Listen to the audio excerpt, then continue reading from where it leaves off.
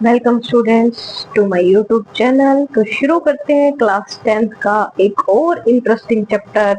अरे wait wait wait wait wait, ये इतना अंधेरा क्यों है? Lights, camera, action. Welcome students. तो आप अब मुझे देख पा रहे होंगे क्लियरली क्योंकि मैंने लाइट्स जो है वो ऑन कर दी है। आइए हम डिस्कस करते हैं क्लास 10 का एक इंटरेस्टिंग चैप्टर जिसका नाम है लाइट यानी कि प्रकाश। आखिर ये प्रकाश होता क्या है? ये किसी इंसान का नाम नहीं है।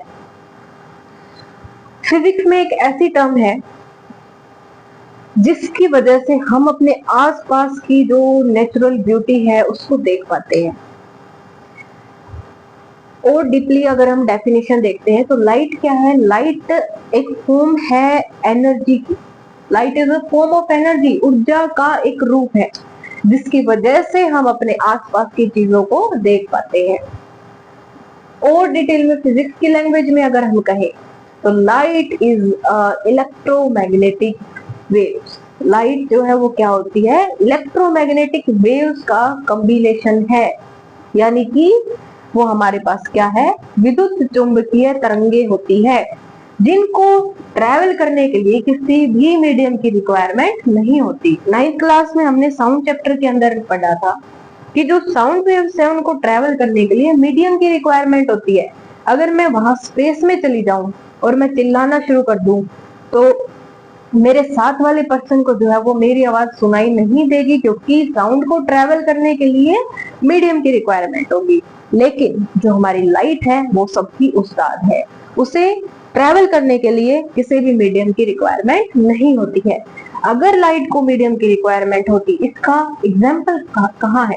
देखो सन हमसे इतनी दूर है, कहाँ प्रेजेंट है वो?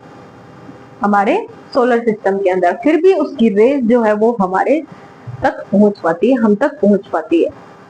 अगर आप विंडो ओपन करोगे, एक अंधेरे कमरे के अंदर विंडो ओपन कर लोगे तो वहां आपको सारी चीजें जो है दिखाई देने लग जाती है। क्यों? क्योंकि सूर्य की किरणें वहां से आई है, यानी कि सनलाइट वहां हमारे पास आई है, जिसके कारण हम अपने आसपास की चीजें जो है वो इजीली देख पाते हैं। तो लाइट की अगर डेफिनेशन कहते हैं तो हमारे पास क्या होती है?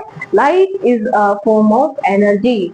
Light is a form of energy that help us to see our surrounding, that does not require any medium to travel। उसके बाद हम देखते हैं लाइट के कैसे कैसे सोर्सेस हो सकते हैं। जैसे कि अभी इस रूम के अंदर लाइट आ रही है दो सोर्सों से। वो दो सोर्सेस कौन है? पहला मेरे पास क्या है? बल्ब है, यानी कि जो एलईडी बल्ब है वो यहाँ पे ग्लो हो रहा है। दूसरा विंडो से क्या आ रही है? सनलाइट आ रही है। तो दो कैटेगरी के अंदर हम डिवाइड करते हैं सोर्सेज ऑफ लाइट को। पहला आता है हमारे पास लुमिनस सोर्स और दूसरा आता है नॉन लुमिनस सोर्स। अब लुमिनस सोर्सेज क्या होते हैं? ऐसे सोर्सेज जो लाइट प्रोड्यूस करते हैं खुद से, यानी कि उन्हें किसी और की रिक्वायरमेंट नहीं होती है लाइट प्रोड्यूस करने के लिए। जैसे कि सन है, सन की अपनी लाइट है, एलईडी बल्ब है उसकी अपनी लाइट है, टॉर्च है उसकी अपनी लाइट है, मोबाइल फोन की टॉर्च है उसकी अपनी लाइट है, कैंडल है उसकी अपनी लाइट है। लेकिन अपने आसपास, हमारे आसपास ऐसे सोर्सेज भी हैं जिनके पास खुद की लाइट ही नहीं है। वो कौन है? मून देखा आपने? रात में जब वो चमकता है पूर्णिमा की रात को, उसके पास तो खुद का प्रकाश भी नहीं है, तो फिर वो कैसे चमकता है? दिन के अंदर भी आपने देखा होगा चांद निकलता है, वो क्या करता है कि सन से लाइट एनर्जी अब्सॉर्ब करता है और उसी को जो है वो रिफ्लेक्ट कर देता है। यानी कि जो मून है वो किस फिनोमिना के ऊपर हमें लाइट देता है? रिफ्लेक्शन। वो सन की लाइट को रिफ्लेक्ट करता है तब जाके वो चमकता है। ये आता है मून जो है वो नॉन लुमिनस सोर्सेज के अंदर आता है हमारे पास। उसके बाद हम चलते हैं मिरर। अपनी शक्ल तो रोज ही देखते होगे। मिरर, अपना फेस तो हर रोज देखते ही होगे। नहाने के बाद बाल बनाना, संवरना, ये तो आप हर रोज ही करते हो। अब आप उसमें देखना आपकी इमेज। इस चैप्टर को पढ़ने के बाद आप और ध्यान से अपना मिरर जो वो देखने लग जाओगे। देखो जो प्लेन मिरर है उसे हम प्लेन मिरर कहते हैं, जो हमारे घरों के अंदर यूज होता है, जिसमें हम अपने बाल संवारते हैं। उसकी कुछ प्रॉपर्टीज हम देखते हैं। सबसे पहली बात ये दिमाग में आ रहा होगा कि वो मिरर बना कैसे होगा। मेरे पास एक कांच की स्लाइड है, इसको मैंने क्या किया, एक तरफ से सिल्वर पेंट कर दिया, यहां से क्या हो जाता है, सिल्वर पेंट। अब इससे क्या होगा, अगर मैं इस तरफ से देखूंगी ना तो ये एकदम शाइन करता हुआ मुझे सरफेस दिखाई देगा, और मैं सामने खड़ी हूँ इसके तो मेरी फोटो भी इसके अंदर दिखाई देगी। यही तो मिरर है। एक स्लैब को, ग्लास की स्लैब को मैंने एक तरफ से सिल्वर पेंट कर दिया तो किस में कन्वर्ट हो जाती है, मिरर के अंदर कन्वर्ट हो जाती है। ठीक है, अब अगर आप डायग्राम बनाओगे तो आप ऐसे खड़े करके आओगे मिरर को, और ये आप खड़े हो, एक डायग्राम ये बनाया है, ये बना के आओगे तो कांटा लगेगा, ये बना के आओगे तो सही रहेगा। क्यों, आपने बताया ही नहीं किस तरफ पॉलिश किया है आपने। तो ये पता चलता है कि आप मिरर के सामने खड़े हो और ये वाला भाग जो है वो क्या है, पॉलिश है। ठीक है, फिर देखते हैं कि प्लेन मिरर के अंदर इमेज जो वो कैसी बनती है। अभी मेरे पास एक मिरर है, आप देख पा रहे हो ये मिरर है। इस मिरर के अंदर अगर आपको मार्कर जो है वो दिखाई दे रहा है तो जितना इस मार्कर का साइज है उतना ही सेम जो है वो मुझे मिरर में क्लियरली विजिबल हो रहा है, ना इससे छोटा ना इससे बड़ा। ये मिरर से जितनी दूर है उतनी सेम डिस्टेंस पे मुझे मार्कर जो है वो शीशे के अंदर यानी मिरर के अंदर दिखाई दे रहा है।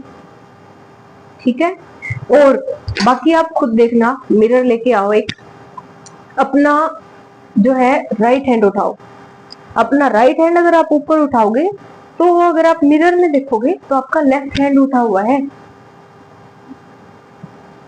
लेफ्ट हैंड है वो।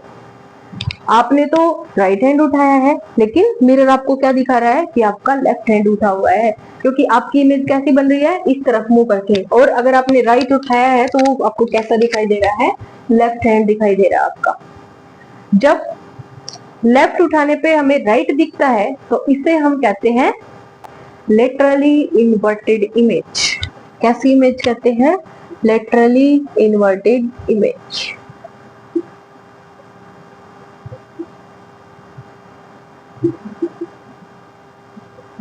Inverted image. उसके बाद आपको जो आपकी इमेज है वो कैसी दिखाई दे रही है, सीधी। आपका सिर ऊपर है तो मिरर के अंदर भी सिर आपका ऊपर है तो इसे हम कहते हैं इरेक्ट। इसे हम क्या कहते हैं, इरेक्ट कहते हैं। इरेक्ट इमेज यहाँ पे फॉर्म होती है। फिर आता है कि अगर आप चम्मच लेके आओ, चम्मच एक तरफ से इस तरह होगी और बाहर की तरफ से उठी हुई होगी, उसके अंदर आप अपनी इमेज देखो। एक तरफ तो आपको जब इस शीशे से देखोगे ना तो आपका सिर आपको नीचे दिखाई देगा, यानी कि वो किस टाइप की इमेज फॉर्म होती है, वो होती है इन्वर्टेड, इन्वर्टेड इमेज। ओके, अब आप मिरर में जो आपकी इमेज देख पा रहे हो उसको आप किसी पर्दे के ऊपर नहीं उतार सकते। जैसे कि अगर आप सिनेमा हॉल के अंदर जाते हो तो वहां क्या होता है, प्रोजेक्टर में चल रही होती है मूवी, लेकिन वो एक पर्दे पर उतर आती है सारी की सारी। तो जो स्क्रीन के ऊपर हम ऑब्टेन कर सकते हैं, जो किसी पर्दे पर आ सकती है, उसे तो हम क्या कहते हैं, रियल इमेज कहते हैं, रियल इमेज। और जिसे हम पर्दे पर नहीं लेके आ सकते, यानी कि जो प्लेन मिरर में हम अपनी शक्ल देखते हैं वो कैसी होती है, रियल नहीं होती है, वो कैसी होती है, वर्चुअल होती है, यानी कि वर्चुअल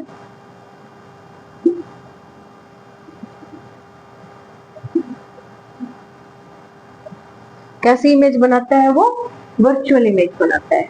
ठीक है, अब कुछ चीजें समझ लेते हैं हम कि हमारे पास एक प्लेन मिरर है,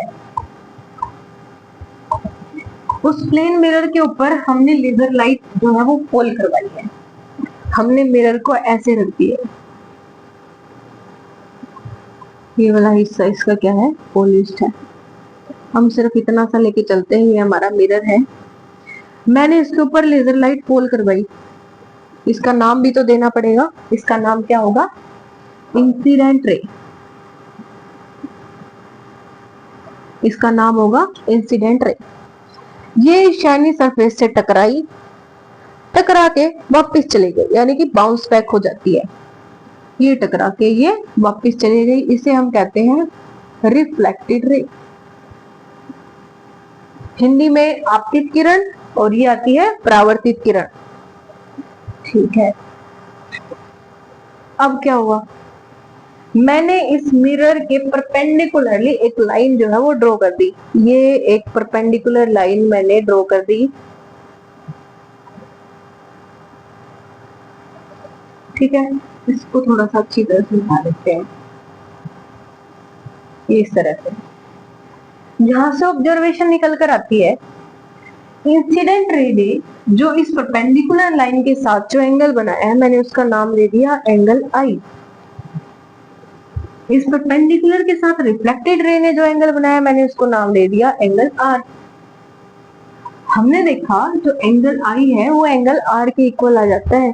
angle I is equal to angle are.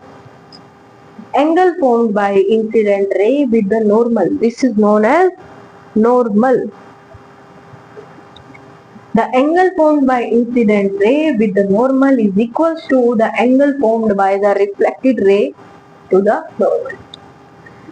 और ये तीनों के तीनों इंसिडेंट रे, नॉर्मल और रिफ्लेक्टेड रे कहाँ मिलती है? इस पॉइंट के ऊपर, एक ही पॉइंट से वो मैच आउट होती है। ठीक है, एक ही पॉइंट पे जाके वो मिलती है। इस डायग्राम को मैं एक 2D प्लेन के अंदर 2D फिगर के ऊपर बना पा रही हूँ, इस बोर्ड के ऊपर, जिसे कि प्लेन कहेंगे। यानी कि इंसिडेंट रे, नॉर्मल रे और रिफ्लेक्टेड रे तीनों की तीनों एक प्लेन के अंदर लाई करती है। ये क्या कहलाते हैं? Laws of reflection. रिफ्लेक्शन क्या था? Bouncing back of the light after striking A shiny surface. Shiny surface से टकराने के बाद लाइट का उसी मीडियम में बाउंस बैक हो जाना क्या कहलाता है?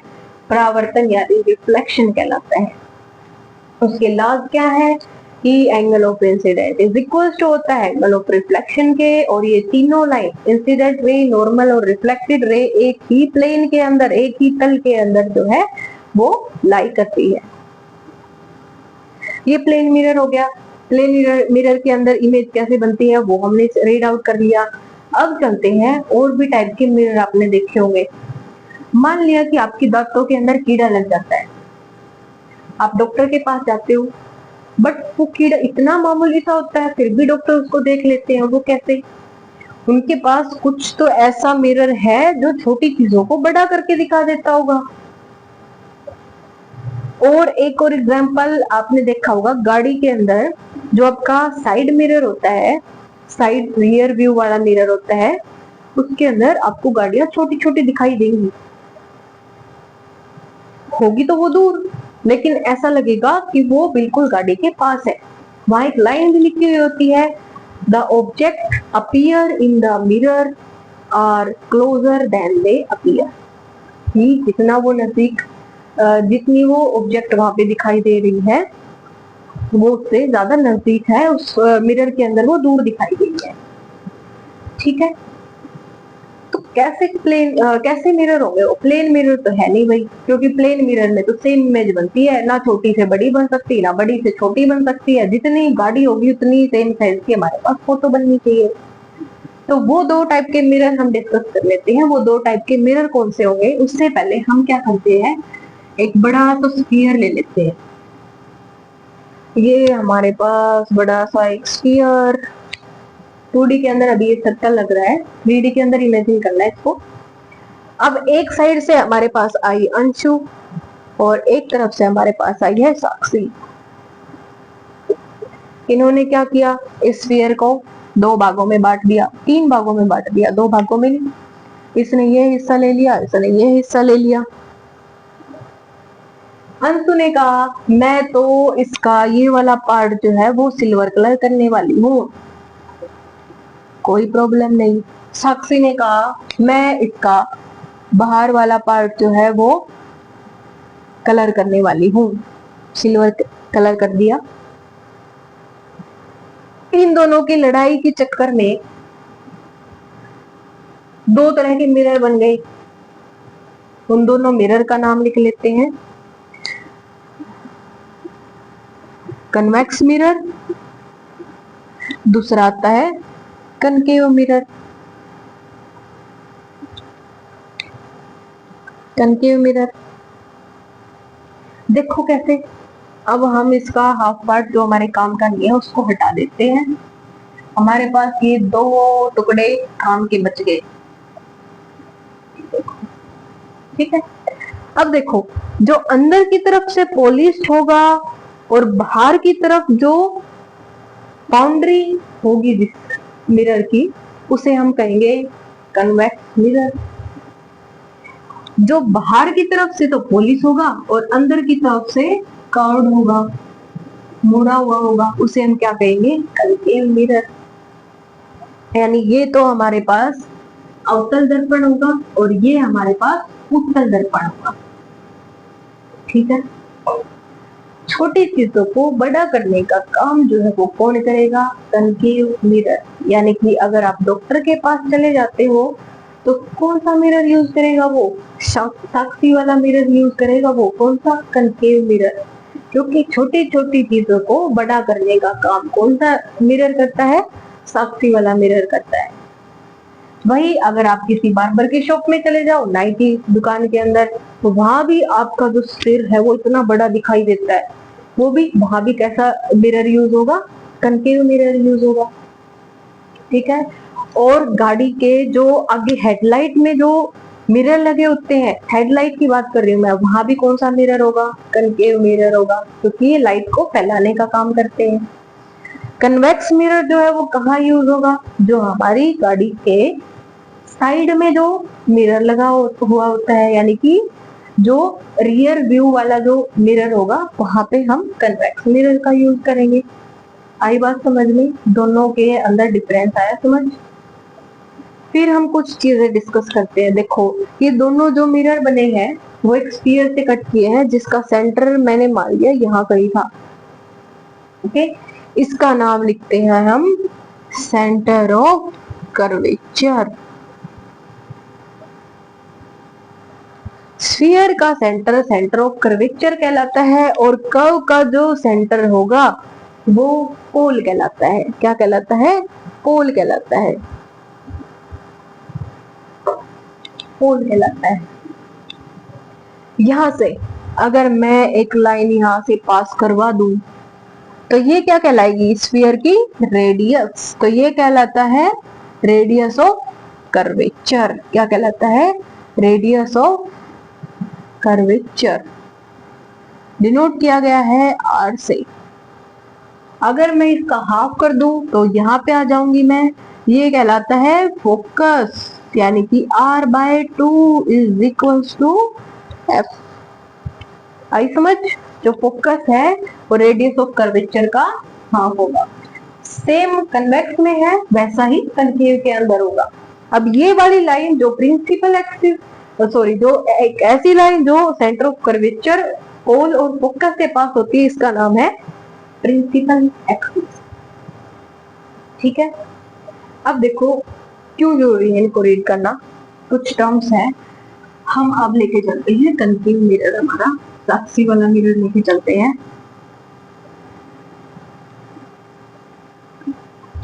ये हमारे पास प्रिंसिपल एक्सिस, ये हमारा सेंटर ऑफ कर्वेचर, ये हमारा फोकस। ठीक है, इतना। ये हमारा पोल। जब भी आप कोई डायग्राम बनाओगे तो जो इमेज रखनी है वो यहाँ रखनी है, यहाँ नहीं रखनी। मिरर के पीछे अगर खड़े होंगे तो तुम्हारी इमेज नहीं बनने वाली है। साक्षी ने ये गलती की है। साक्षी यहाँ खड़ी होगी, खड़ा कहाँ होना उसको? मिरर के लेफ्ट साइड के अंदर। ठीक है, इस साइड में अगर कोई चीज है तो उसको लेना है नेगेटिव। राइट हैंड साइड लोगे तो ये लेनी है पॉजिटिव। अपवर्ड डायरेक्शन के अंदर लोगे तो पॉजिटिव, डाउनवर्ड डायरेक्शन में लोगे तो नेगेटिव। ये आपकी साइन कन्वेंशन आ जाती है। उसके बाद डिस्टेंस ऑफ ऑब्जेक्ट, जो ऑब्जेक्ट रखा होगा फ्रॉम मिरर, मिरर से उसको तो हम लिखेंगे यू से, और distance of image from mirror उसको हम डिनोट करेंगे वी से। Distance of focus from mirror इसको हम डिनोट करेंगे एफ से। आई बात समझ? अब मुझे बताओ, जो ये यू है, अगर मैं कनकेव मिरर के सामने खड़ी हूं तो वो मुझे पॉजिटिव लेना है या नेगेटिव लेना है? कमेंट सेक्शन के अंदर आप बताओ। इतना आपको क्लियर हो गया? उसके बाद height of image, height of object, height of object इसको लिखोगे h1 से। हाइट ऑफ इमेज इसको आप लिखोगे h2 से।